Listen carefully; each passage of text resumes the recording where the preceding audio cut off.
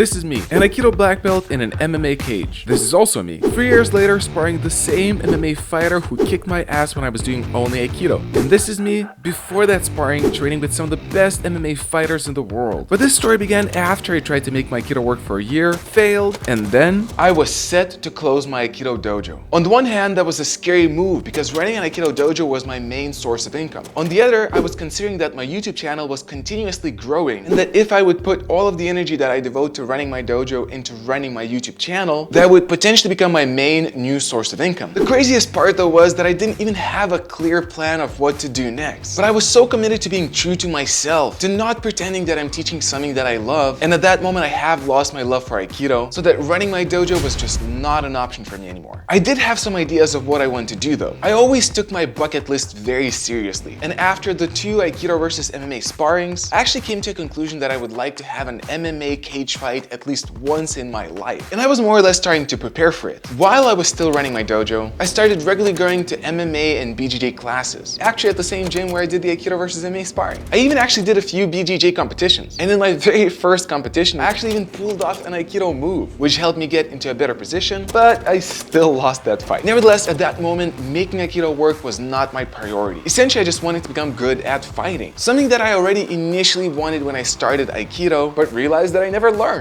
Yet going to only a few classes per week was just not enough. I mean, I was already 28 years old, and I spent so much time learning Aikido that I wanted to become equally good at fighting, but training just a few times per week was just not cutting it. Yet it turns out a huge opportunity was waiting for me, but I didn't know about it yet, and I still had to officially close my dojo. Initially, I thought everyone is gonna be fine with me doing that. I mean, I didn't feel much love anymore for Aikido, so I presumed that my students also lost their love for Aikido as well. So I gathered up all of my instructors and senior students, and in a lighthearted way I said, so actually I decided I'm gonna close the dojo. And then suddenly I see tears in most of my students' eyes. Now again, I did not see this coming. I thought they're gonna be fine with it. But it turns out Aikido and the dojo meant so much more for them than I actually realized. For many, it was a community, it was a way of life. And only then it dawned on me that I'm actually taking that away from them. And then I honestly felt really bad for doing that. But again, I had no other way to go around it. I could not have continued living a lie. So although I still went through in closing the dojo in about a month, during that time I decided to do my best to make sure that my students would have a place to continue to train at. I gave them all of my Aikido mats, I gave them the Aikido weapons, all the ornaments, I helped them find a new space. I did everything I could so they could continue to train. And although they did it for about a year, eventually, unfortunately, the project did fall apart. That made me realize how important leadership is. Because although I had a few students who were passionate, they were still not as devoted to Aikido as I was. So no matter how much my Aikido students wanted to continue to train, unfortunately, that was the end of their Aikido journey. But I couldn't focus on that too much, as I had a whole new chapter ahead in my life, and I needed to figure out what to do with it. A couple of weeks after I closed my dojo, I still didn't know what to do exactly next. But then one day I was scrolling my Instagram, and I saw a post from Matt Thornton, the former Jeet Kune Do instructor, turned into a high-level BJJ expert, who actually encouraged me to quit Aikido to save time and learn fighting faster. In that post, he was talking about a program called Wimp to Warrior. Turns out it is a program where you devote yourself for 6 months into training MMA, going to the gym every day at 6 a.m. in the morning. And then after training 6 months, you have an MMA cage fight between each other. Now that sounded just perfect for me. It was wasting no time. It was an all or nothing path, which is very much suitable for my character. And then I would get to tick off my bucket list item, having an MMA fight in a cage. The program that Matt was talking specifically about at the time was happening in Dublin, Ireland, which was led by one of his members of organization, John Kavanagh, of whom we will still talk a bit more later. So initially I thought, okay, Ireland is not too far from my country, Lithuania. I could fly there, live there, and train. And then I asked Matt if that's a good idea. But Matt's response was, why do you want to go to Ireland?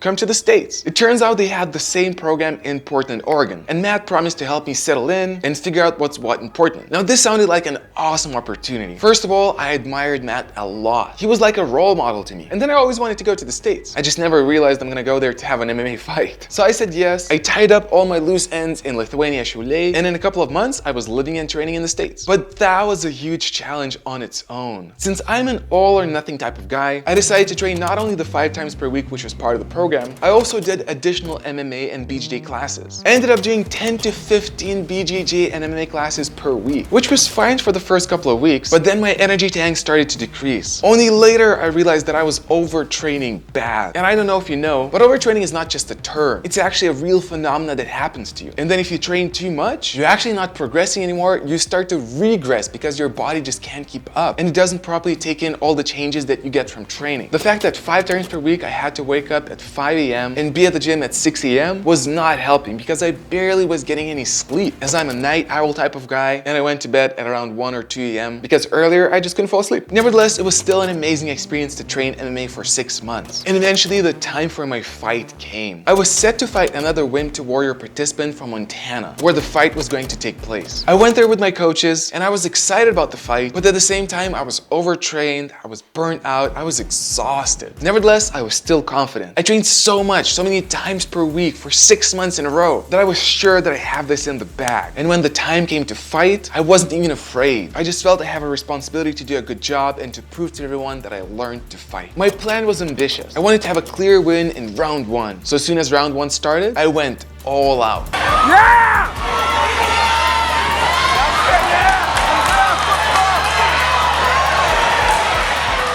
And the beginning wasn't too bad. I actually even rocked the guy. But then he had a good jaw and he stood up again. And after about a minute of striking him, I saw that he's not going down. So I thought, okay, I'm gonna go for a takedown. So I went for a takedown, I got it. And then my stupid plan was to get into side control, which did not work out for me. And as silly as I was back then, I became upset about it. I lost control of my opponent. He started getting up, he tried to take the back. And I could feel that, okay, I have good defense. He's not taking my back. But instead of defending and stepping back up, I was sitting there upset, thinking that, damn, I wasn't able to drop him. I wasn't able to get the side control. My plan didn't work out. And then while I'm thinking that, suddenly I see that he has the top position and he's striking me from the top. Then round 1 ended. And we were set to fight for 2 rounds. But after the second round, the judges decided that it's a draw. And the rules of this competition meant that if you have a draw after 2 rounds, you have a third round. Now the problem was we were set to fight for 2 rounds. And we were both giving everything we can, all of our energy, everything to those 2 rounds. And then suddenly we hear that we're gonna have to fight another one. So we're both exhausted, but we stand there and we do our best. We both keep throwing strikes, throwing kicks, and neither of us is giving up. Then finally the bell rings, round 3 is over, and I'm honestly not sure, am I gonna win or not? And it turns out, I did.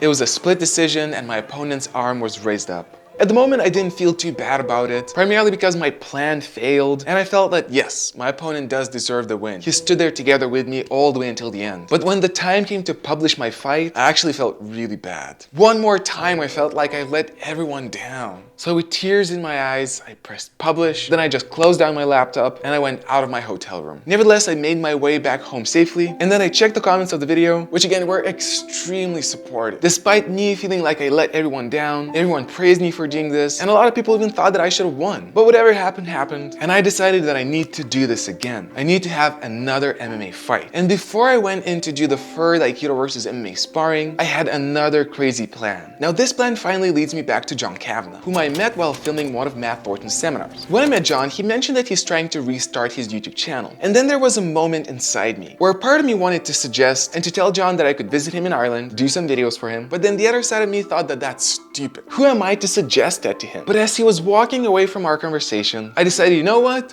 F it. I'm gonna suggest this crazy idea, and even if he rejects it, at least I will have tried. So I tell John that I could film him in Ireland, and he says, well, okay, send me an email about your ideas. I send my email, he likes them, and the next thing that's happening, for 3 months I'm living in Ireland, Dublin, filming Coach John Kavanagh, and training with his pro team. Now that's where the most important part is, because I thought that if I want to become the best I can be, I need to train with the best. And these guys were the best. There were multiple champions of different leagues, there were UFC, Bellator fighters. These guys were beasts. And John was kind enough to let me train with them, but the problem was I was nowhere near their level. Nevertheless, I decided to stick through with it. So for the next 3 months, every single day, I was going to the gym, training with the pro guys, and I got my ass kicked all the time. Now don't get me wrong, the pro MMA guys were incredibly cool. They were taking care of me, they never punched me too hard, and they never went too hard on me, but they were just on a whole completely different level. So even though there were a couple of guys that I could stand my ground with most guys I felt like I'm the worst guy in the planet. And being already burnt out from the 6 months of training training in the United States, I was not doing a good job of recovering here because after every single class, I was completely exhausted. And I also didn't feel like I'm getting any better because I was constantly getting my ass kicked. But then after 3 months, when I was ready to leave back to my home country, Lithuania, where I actually met my now wife, Gabby, who you may know as the zombie killer, before I went back, I went to a BJJ class. And as I'm rolling with one of the guys, I'm just destroying him. And being as silly as I am, after a rolling, I say, "Hey, are you new here?" He's like, "Oh, no, I've been training for like a couple of years." I'm like,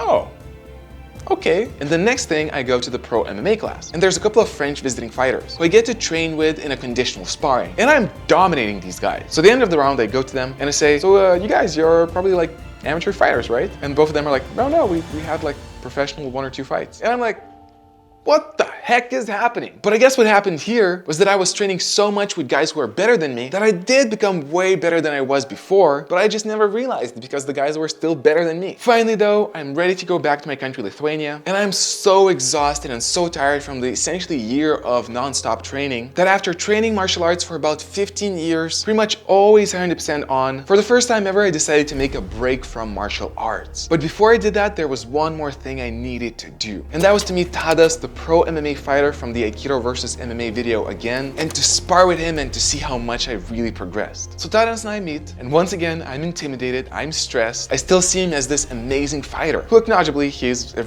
really good fighter. So I'm all tensed up, but then when we start to spar, I'm actually not doing that bad. He still has the upper hand, but he's not dominating anymore, and I'm fighting back. Then we do a grappling round, and as one of Tadas' coaches says, I actually had the upper hand there. And then finally, we decide to have a boxing round, but this time go harder. Now I'm super stressed. I don't know how hard we will go, and I don't know what's gonna happen, but I still decide to commit and go for it. And then it turns out, I do great. Now that was a huge win for me, to see how much I progressed from the skinny, pale guy who only knew Aikido and who got completely dominated in the MMA ring to a guy who can actually stand up to a pro fighter. I still had a lot to learn, and I even didn't pull off any Aikido in the third Aikido versus MMA sparring. I didn't even want to try to pull off Aikido in MMA anymore. But then sometimes you have plans, and then life has plans for you.